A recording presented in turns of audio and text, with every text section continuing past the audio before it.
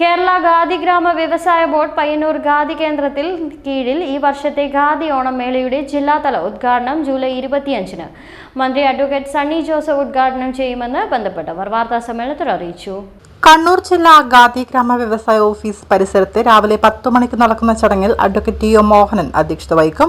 മേളയിൽ മുൻ വർഷങ്ങളിൽ നിന്ന് വ്യത്യസ്തമായ വൈവിധ്യങ്ങളായ ഉൽപ്പന്നങ്ങൾ അണിനിരത്തുന്നുണ്ട്.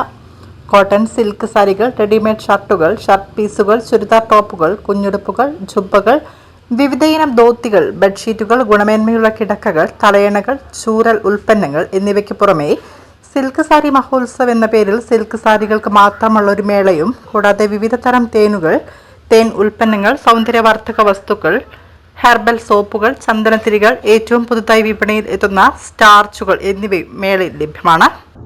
100 കോടി രൂപയുടെ വിപണനം ലക്ഷ്യമിട്ടുകൊണ്ട് ഓണം മേളയുടെ സംസ്ഥാനതല ഉദ്ഘാടനം ഇന്ന് ബഹുമാനപ്പെട്ട ആരോഗ്യ വകുപ്പ് മന്ത്രി 11 മണിക്ക് തിരുവനന്തപുരത്ത് നടത്തുകയാണ്. ഇന്ന് മുതൽ 23 മുതൽ അടുത്ത മാസം 25 വരെയാണ് 30% റിബേറ്റ് സർക്കാർ പ്രഖ്യാപിച്ചിട്ടുള്ളത്. പയ്യന്നൂർ ഖാദി കേന്ദ്രത്തിൻ്റെ കീഴിലുള്ള കണ്ണൂർ, കാസർഗോഡ് ജില്ലകളിലെ 24ഓളം സെയിൽസ് ഔട്ട്ലെറ്റ്സിലൂടെയും മറ്റ് യൂണിറ്റുകളുടെ സെയിൽസോടുകൂടെ 12 കോടി രൂപയുടെ ടാർഗറ്റ് വെച്ചുകൊണ്ടാണ് ഈ ഓണമേള.